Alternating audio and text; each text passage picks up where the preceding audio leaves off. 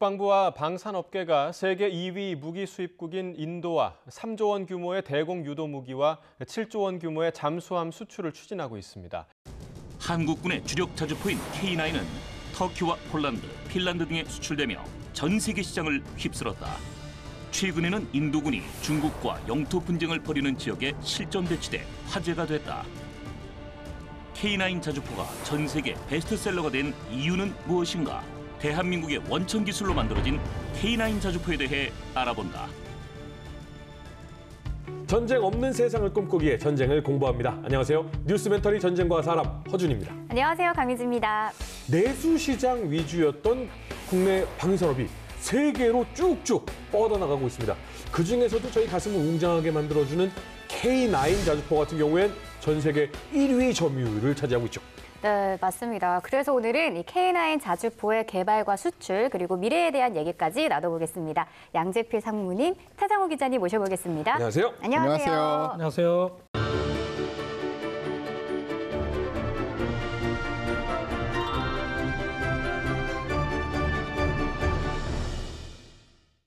양재필 사모님, 제가 사모님이라고는 했지만 이제 은퇴를 하신 걸로 제가 알고 있는데 네.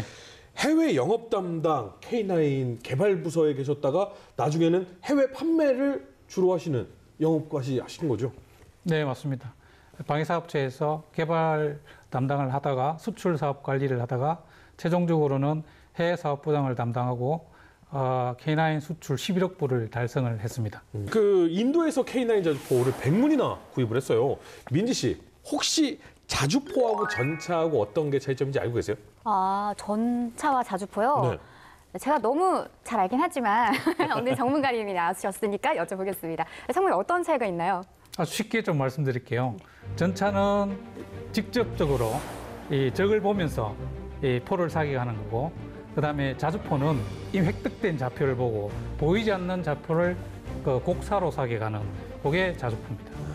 저 멀리에서 안 보이는 데서 하늘로 뿅 쏴서 탁 맞추는 게 자주포. 네, 맞습니다. 쳐다보면서 탁 타격하는 것이? 예, 직접 전투를 적과 싸우는 게 이 전차고, 그다음에 전차를 지원하게, 보병을 지원하기 위해서 그 획득된 타격에 그 포를 투발하는 형식의 그 포가 자주포가 되겠습니다. 일설에 제가 들은 바에 따르면 그냥 곡사포를 싣고 가다가 야 일단 쏘자, 저기 쏴야 되겠다라고 해서 곡사포를 트럭 위에 실어서 쏘는 것이 자주포의 시작이다, 뭐 이런 말도 저 들은 적이 있거든요. 전쟁을 어떻게 하면 더 효과적으로 할까 연구하는 사람들이 너무 많기 때문에 현대적인 자주포의 시작을 어디서부터 잡을지는 사실은 좀 애매한 구석이 있습니다. 하지만 군사 전문가들이 대부분 이야기하는 현대 자주포의 시작은 1차 세계대전 때 이 영국에서 시작이 됐다, 이런 식으로 이야기를 해요. 그때 당시에는 아이디어는 아주 간단했어요. 포가 좀 잘 혼자서 다닐 수 있었으면 좋겠다. 네. 게다가 전장 상황이 그때 1차 세계대전은 참호전이 많았잖아요.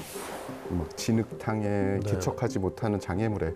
그러니까 그래, 그럼 전차 위에다 포를 올리면 못 가는 데가 없겠구나. 그래서 전차 차대에다가 포를 올렸어요.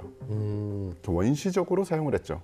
하지만 이제 그게 시작이 돼서 그럼 이 좋긴 한데 이 자주포 차대로 만든 게 아니라 전차 차대에 포를 그냥 올리니 계속 안정된 사격을 가하기가 너무 힘들어진 거죠. 그래서 이 개념을 좀 발전을 시키자. 그래서 2차 세계대전에 들어가선 진짜 자주포를 위한 차대, 그리고 포사격을 정밀하고 간결하게 할 수 있는 현대적인 자주포는 2차 세계대전 때부터 이제 나오기 시작을 했죠. 그럼 우리나라 K9 자주포는 어떻게? 소개 좀 해주세요. K9 자주포는 한국 포병의 주력 화포로서 최고 성능을 자랑하는 사거리와 발사 속도를 가지고 있습니다. 최대 사거리는 40km, 그다음에 발사 속도는 분당 6에서 8발, 그다음에 최고 속도는 67km/h입니다. 15초에 급속사를 3발을 발사를 할 수 있고요. 휴대 스쿠터가 가능해서 생존성이 향상이 되었습니다. 탄약 적재는 48발이고 자동 사격 통제 장치와 자동 장전 시스템이 탑재된 아주 우수한 장비가 되겠습니다. 1999년 양산을 시작으로 해서 우리 국내에 약 한 1000여 분이 배치 운영 중에 있습니다.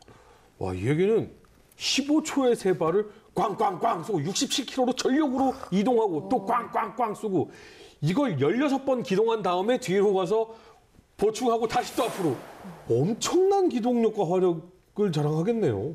맞습니다. 그래서 스웨덴 스쿠터를 달성하기 위해서 개발할 때 1000마력의 엔진이 사실은 필요했던 겁니다. 그래서 이 자주포의 동력 장치는 1000마력의 엔진이 탑재되어 있습니다. 그러니까 뭐 엄청 강하면서도 빠르게 회피를 가능하다. 이거 우리 기술이라는 게 더 참 자부심이 있는데 언제부터 개발된 거예요?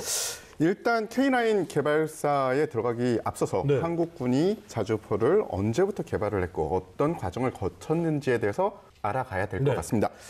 한국군이 한국에 제대로 된 자주포를 운영하게 된 것은 K55 자주포가 배치된 1986년 이후라고 보시면 될 겁니다. 하지만 K55의 원천 기술은 한국에 있지 않았어요.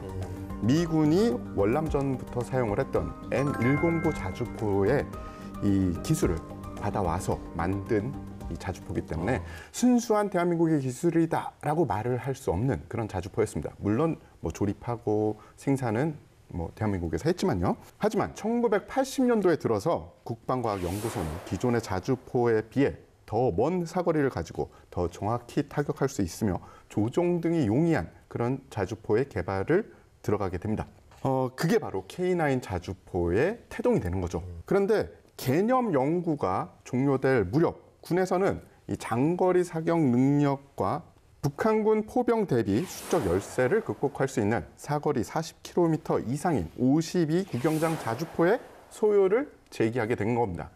국방과학연구소에서 개념 연구를 했는데 이걸 마칠 때쯤 군에서 52구경장 자주포가 필요하다고 의견이 나왔군요. 네, 그러니까 포의 길이가 기존에는 좀 짧았어요. 그래서 간단히 말씀드리면 포의 길이가 짧아지면 포신의 길이가 짧아지면 사거리가 짧아집니다. 네. 근데 포신의 길이가 길면 길수록 사거리는 늘어나지만 그것도 밸런스를 맞춰야 되는 거예요. 그렇죠. 무조건 길게 만들 수는 없는 거죠. 그런데 이 북의 이 위협이 늘어나니까 일단은 그러면은 이 52 구경장의 포신을 갖춘 자주포를 만들어 달라라고 군에서 소요가 나온 거죠.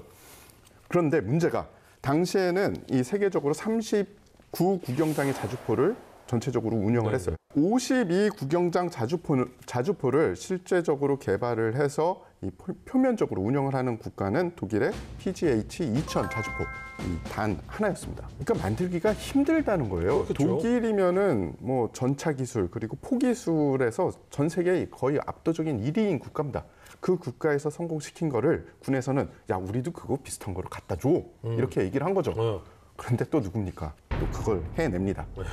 사실은 이게 되게 쉬운 것 같잖아요. 말로는 해냅니다라고 말씀드렸지만 그 시간이 조금 길고 그리고 험난한 도전이 있었죠. 하지만 말씀드린 대로 해냈죠. 네. 우리 군은 모델명이 K9이니 90년도에 개발을 완료하자라는 야심찬 목표를 세워서 이 개발에 착수를 합니다. K1 전차 개발, K55 자주포 기술 도입 등에 투입됐던 인원 그리고 그때 얻은 노하우를 총 투자를 해서 약 7년 만인 1998년에 체계 개발에 완료를 합니다. 자, 우리 독자 기술로 52 구경장 자주포를 개발에 성공한 건 독일 이외엔 전 세계에서 최초였죠.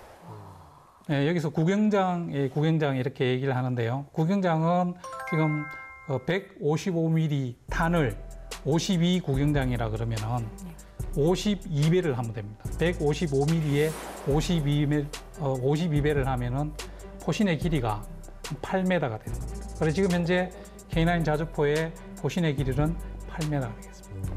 예를 들어 19경장이다. 그러면 10배 정도의 길이를 가진 거고 59경장이다. 그러면 50배 정도의 길이를 가진 거고 이게 구경장이 늘어날수록 포신이 길어지는 거네요. 맞습니다. 예.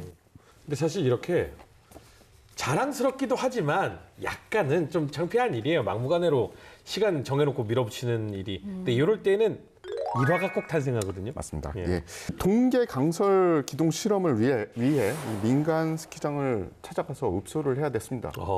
대한민국의 군 장비는 사실은 동계에 얼만큼 기동하느냐 이게 굉장히 중요합니다.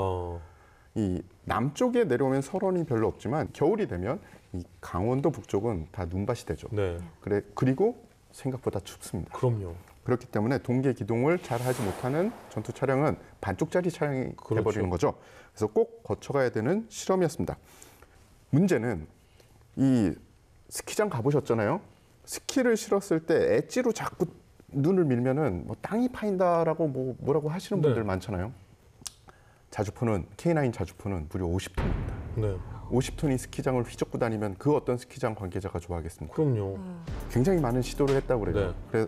그래서 뭐 설득을 한 끝에 이 강원도 모처의 스키장에서 딱 한 곳에서 이렇게 그러면 하자, 이 국가를 위한 일이니 하자라고 허가가 나와서 이 폐장한 이후, 야간 스키도 끝난 이후 그때 야간 라이트를 켜고 K9 전차가 스키장을 누비면서 그 테스트를 한 거죠. 스키 슬로프에서 그러면 기동 테스트를 한 거예요. 와. 와. 그러면서 이제 이 설원에서 기동할 수 있는 능력이 어느 정도 갖춰 있구나라는 걸 입증할 수 있는, 어떻게 보면 이건 재미난 일하지만 하지만 이렇게 영광의 순간만 있진 않았어요. 네. 이 과정이 쉽지만 않았겠죠. 왜냐하면 전 세계에서 두 번째로 성공을 한 기술, 그리고 그 전에는 이런 물건을 만들어 본 적이 없는 나라에서 만들었으니 이게 어떻게 계속 성공만 할 수 있었겠습니까? 초기에는 기술력 부족으로 포신이 파손되는 사고가 있었고요. 아이고. 장비 시험 중에 장비 내 화재로 운영 요원이 사망하는 사고도 있었습니다. 아이고. 불에 타고 빠른 시간 내에 다시 복구를 좀 해야 됐습니다. 우리 기술진들이 총력을 다해서 다시 시제를 만들어서 다시 시험 평가를 새로 이래 착수를 하는 그런 아픔도 좀 있었습니다. 물론 정말 안타까운 일이죠. 하지만 이런 과정 내 안에서 희생을 통해서 문제점을 찾아내서 그것을 수정하면면 이제 K9이라는 명품이 그분들의 희생으로 탄생할 수 있었던 거죠. 완료는 언제 된 거죠? 예, 1998년도에 완료가 돼서 양산 착수를 해서 지금은 1000여 문 이상이 우리 국내에 예, 운용되고 있고요. 뭐 수출까지 이렇게 합치면은 지금 약 터키 비롯해서 지금 수주한 국가 총 합치면은 약 2,000문 가량이 지금 현재 전 세계적으로 운용이 되고 있다, 이렇게 보시면 되겠습니다. K9 자주포가 강력한 것 중에 하나는 기동 인원, 운용할 수 있는 인원수, 필요 인원수가 적다는 거죠. 맞습니다.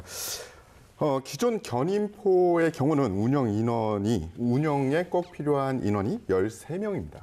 하지만 K9 같은 경우에는 5명이면 충분히 운영이 가능하죠. 절반이 아니에요.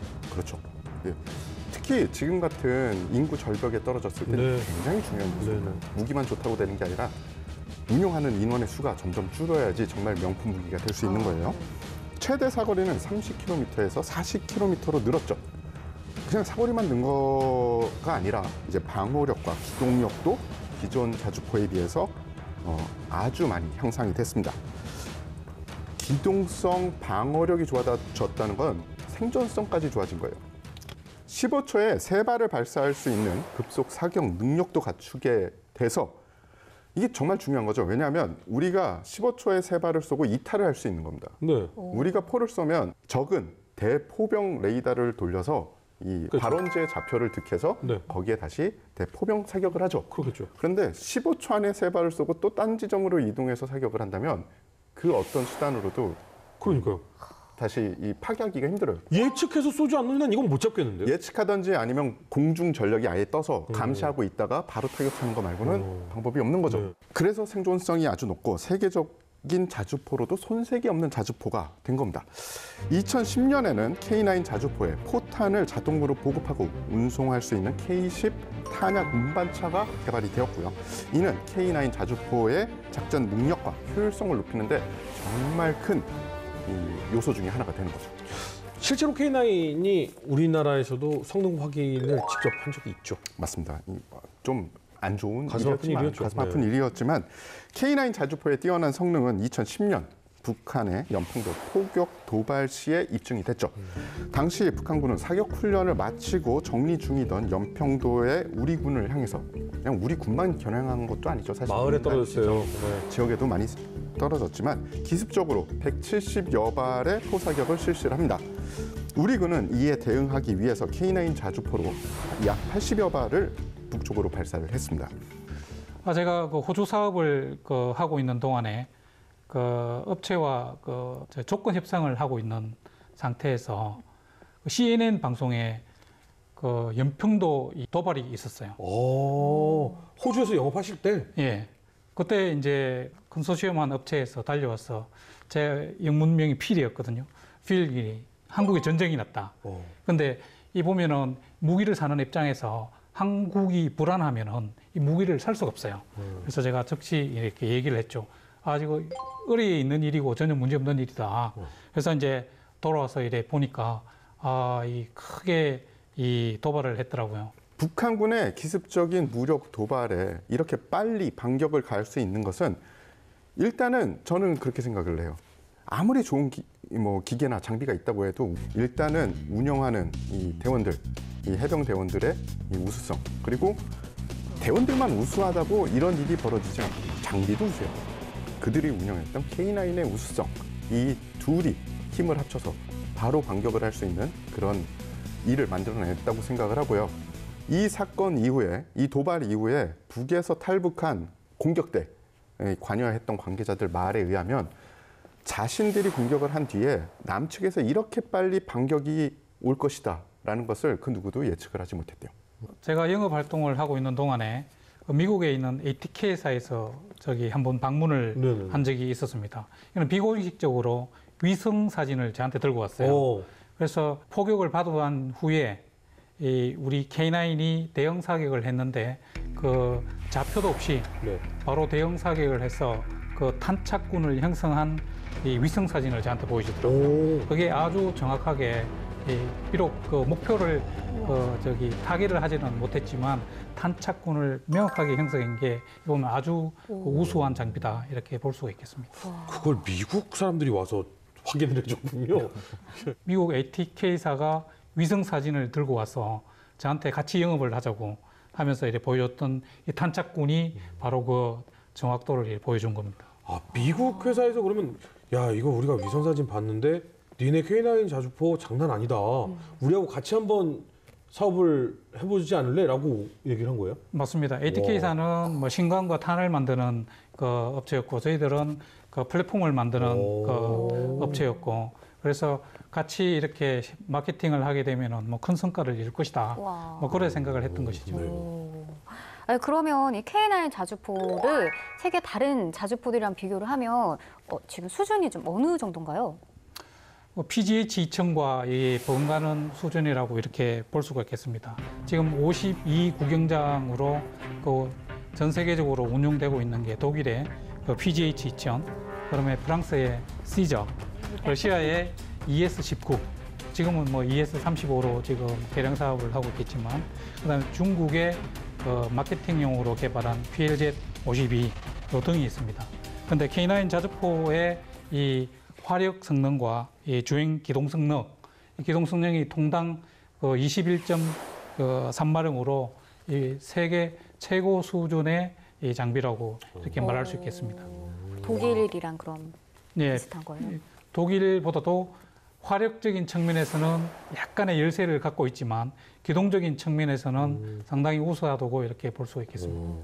자주포들끼리 경쟁하는 뭐 올림픽 같은 게 있어요?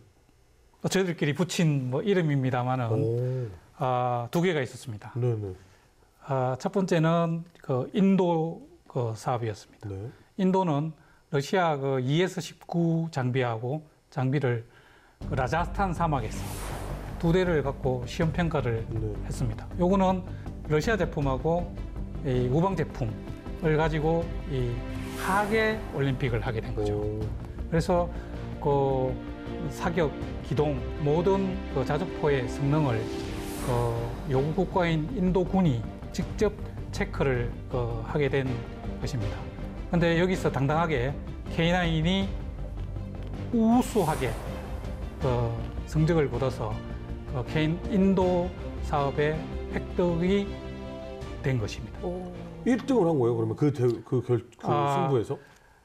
실제적으로 요구하는 성능을 100% 만족을 해서 시험 평가를 당당하게 통과를 했고 러시아는 그 요구 조건에 만족을 못해서 사실은 뭐 탈락을 하게 된 거죠.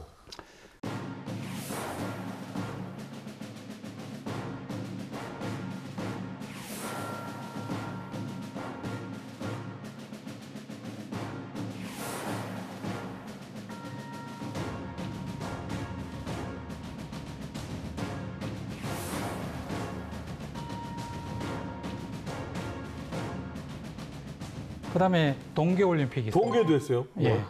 노르웨이 사업을 수주하기 전에 노래이 춥죠. 예, 마이너스 40도입니다. 어.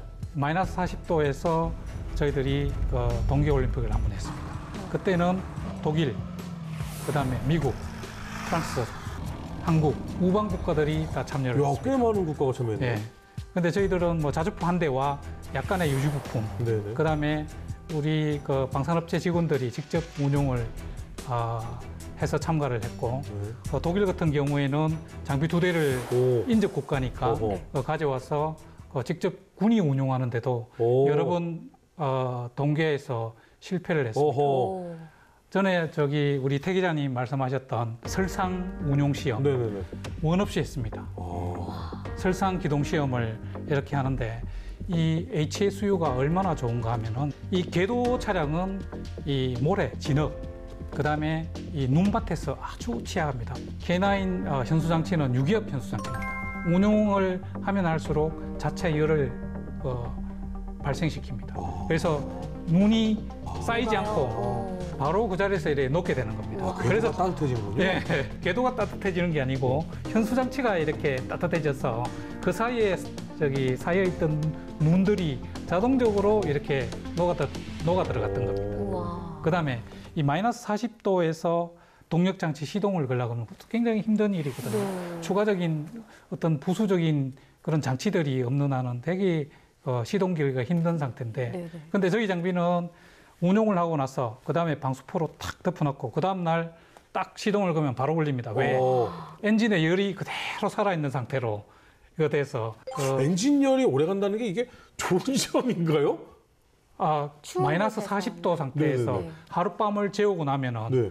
그냥 식어야 되는데 식어야 정상이죠. 네, 식기는 식는데 잘 안 식도록 왜안 식어요? 위로 그 방수포를 방수포를 달아서. 싹 덮어서 아, 이건 운용의 운용에, 여러분들이 예. 네. 그다음에 설상 기동을 스키장에서 빌려서 간이적인 시험을 해봤지만 실제적으로 노르웨이 설상에서 네, 제대로 된 네. 눈밭. 네. 1m, 2m 이래 쌓여 있는 눈 위에서 시험을 해서 당당하게 노르웨이 군으로부터 우수한 장비라는 극찬을 받았고 시험 평가에 참여한 저 노르웨이 군이 장비의 우수성을 우리한테만 얘기하는 게 아니고 영국군, 다른 자기들 만나는 그 동맹국에 계속 이런 얘기들을 얘기를 하게 되는 거죠. 야, 그 다른 나라들 좀 자존심 상했겠다. 좀 많이 상했죠. 한국 풀을 좀 봐요. 이랬을 거 아니에요. 그 후에 어떻게 보면은 K9에 대한 이 사항이 인지도라는 게 이 명품이라는 그 명칭이 붙지 않았나 뭐 그렇게 생각을 하고 있습니다. 근데 어떻게 보면 이 한국이 사계절이 있는 살기 좋은 나라라고 하지만 살기 힘든 조건도 많아요. 굉장히 추운 때도 있고 굉장히 더운 때도 있고. 근데 여기에서 모두 운영할 수 있는 장비라면 전 세계 어딜 가도 장비가 운영이 되겠다라는 생각도 좀 들긴 드네요. 맞습니다. 거기 인도 라자스탄 사막에서만 운용을 하는 게 아니고 우리가 중동 마케팅을 하기 위해서 중동 시험도 한번 했습니다. 중동 시험을 하는데 거기는 저희들이 운용을 하는 게 아니고 시험 평가 운용을 하는 UAE 군이 있습니다.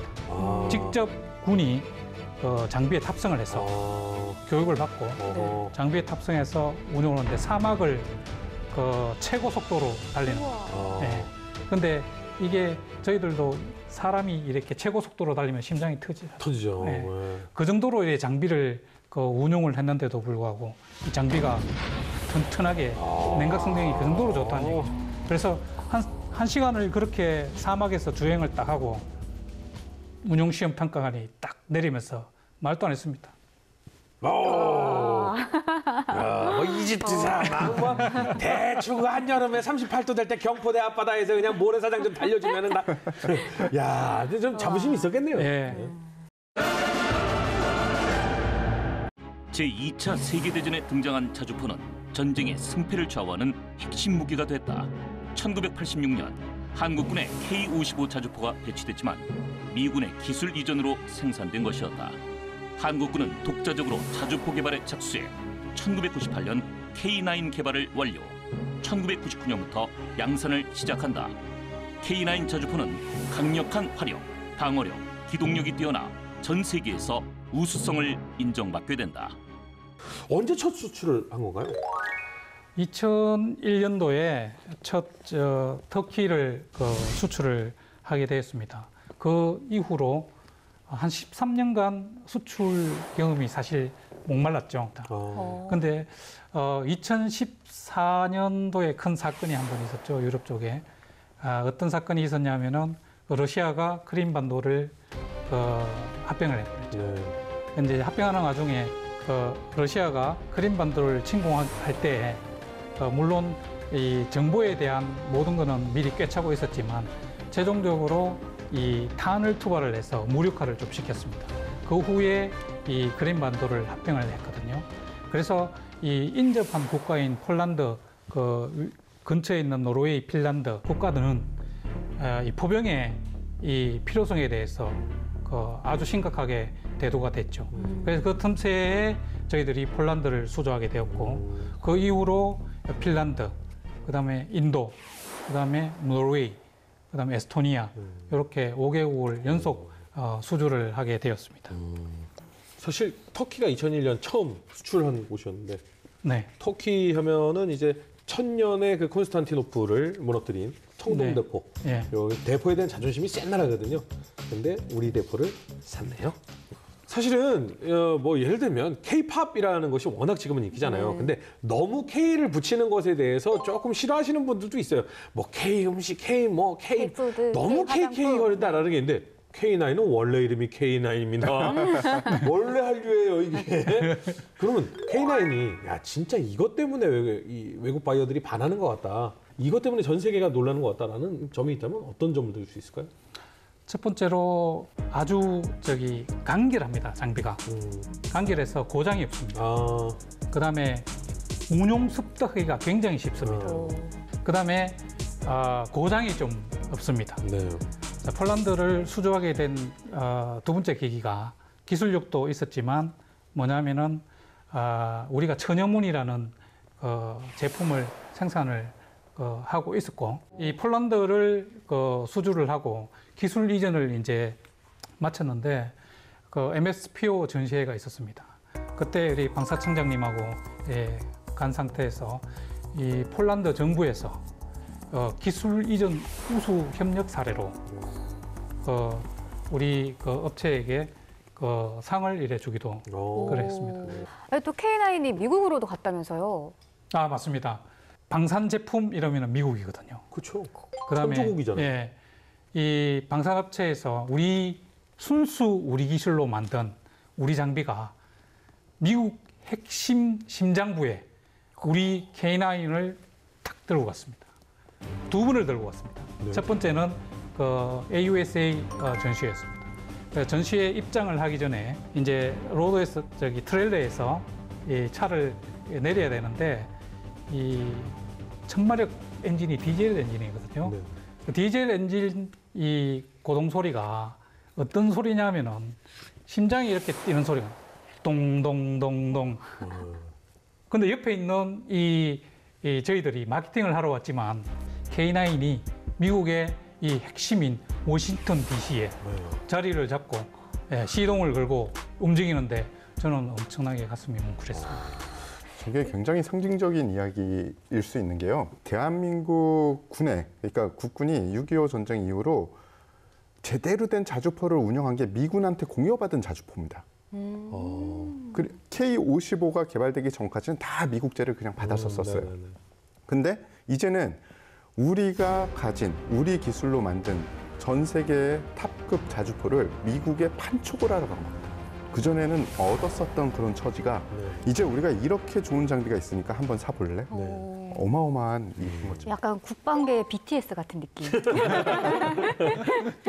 아니 근데 여기서 중요한 게 이게 뭐 이제 천여문 이제 뭐 이런 얘기 하다 보니까 대당 단가가 얼마인지가 죄송합니다 이런 저렴한 질문하셔 가격이 좀 궁금해요. 저희들은 여러 번 실패를 한번 했었습니다. 그래서 13년이라는 기간 동안 수주를 이래 못했는데 전에 이 두 번의 실패가 있었어요. 그게 언제냐면은 이집트 첫 번째가 이집트였습니다. 물자부 장관하고 이렇게 했습니다. 최종 마무리까지 다 됐습니다. 마지막 이제 기술료의 협상 부분에 있어서 그 기술료를 좀 깎아달라는 얘기예요. 근데 기술료는 저희들 몫은 아니거든요. 네. 왜냐하면은 이 기술에 대한 자산이 정부에 있습니다. 그래서 기술료는 정부로 바로 이래 들어가야 되는 얘기고. 그래서 저희들이 핸들링할 수 없는 부분인데 마지막 그 기술료 이렇게 하다가 어떤 일이 있었냐면은 아랍의 봄이 왔습니다. 그래서 이게 계약성이 더 이상 이제 진전이 없었던 거죠. 그래서 첫 번째로 이 이집트 그 협상에서 저희들이 한번 물을 먹고, 그다음 두 번째로 어디서 이제 물을 먹었냐면은 호주 사업에서 물을 한번 먹었습니다. 그때 랜드 17 사업이었습니다. 그 우선 협상 대상자 선정까지 다 된 상태에서 저희들은 마지막 그 협력업체와의 조건 협상을 다 마치고 최종적으로 이 장비를 사야 되겠다고 정부에서 수락하는 NSC라는 최고 협의기구가 있습니다. 거기에 상정된 소식을 듣고 저는 귀국을 딱 했습니다. 그 다음날 바로 캔슬. 가슴이 무너졌습니다. 왜요? 두 번 이후에 폴란드 수주를 하게 됐는데 이 두 번을 했던 이 경험이 이 가격에 대한 경험이 또 생기게 되더라고요.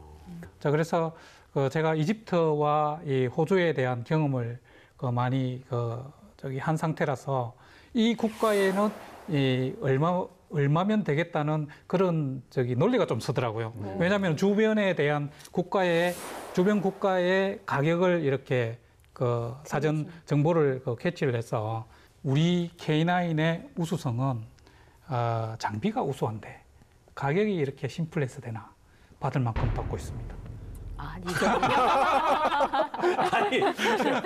상무님, 열심히 들었는데 형 얘기를 안 해주실 거면. 그래요? 자, 그래서 진짜 궁금한데. 네, 제가 폴란드부터 시작해서 5개국을 수주한 게 약 한 11억 불이고 터키만 수출한 게 한 6억 불 이상이 되겠습니다. 엄청나서 한 2조 원. 그러니까 뭐 저희가 대충 뭉뚱그리니까 정확한 가격은 아니지만 한 2조 원이 뭐 엄청나네요. 그죠. 근데 왜 우리나라 분들이 많이 얘기하는 것 중에 하나가 참 포조아에 그래서 포방부라는 단어 쓰거든요. 맞습니다. 거기에는 또 아픈 우리의 역사가 있죠. 네. 예. 6.25 당시 전쟁에 쉬는 포병이라는 소련군의 교리를 북한군은 그대로 답습을 했습니다. 그래서 개전 당시에 한국군과 북한군의 포병 전력을 보면 북한군이 한국군에 비해서 8배가 앞서 있죠. 아이고요. 그냥 보병이 8배가 많아도 굉장히 큰 전력차인데 포병이 8배가 많으면 어마어마하게 큰 전력차고요. 그리고 보유하고 있는 이 화포의 이 종류, 전력 이것도 북한군이 모든 면에서 앞서고 있었습니다. 포병만 앞섰냐? 아닙니다. 전차와 자주포도 보유를 하고 있었죠. 상대적으로 열악한 포병 전력을 가지고 있었기 때문에 한국군은 개전 초에 그야말로 고전을 면치 못하게 됩니다.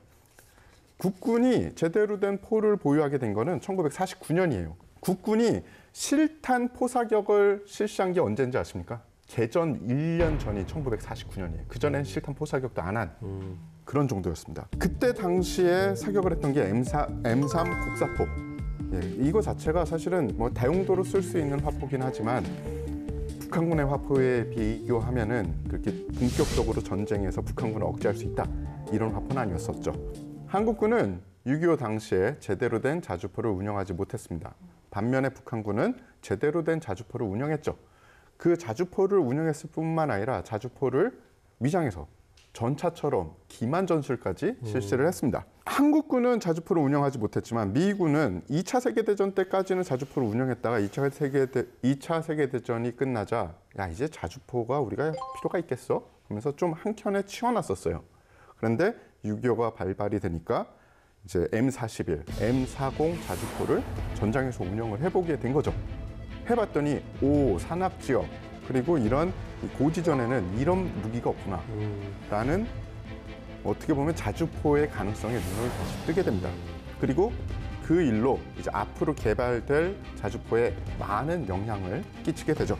그러니까 사실 우리나라 지형에는 자주포가 상당히 효과적인 전력 수단이다라고 봐도 틀리지 않는 거죠. 맞습니다. 재래식 전쟁, 특히 6.25의 경험은 이 6.25가 사실 땅 뺏기 고지전 중심이었잖아요. 그렇기 때문에 보병이 그런 일을 하려면 포병의 화력 지원이 정말 필요했죠.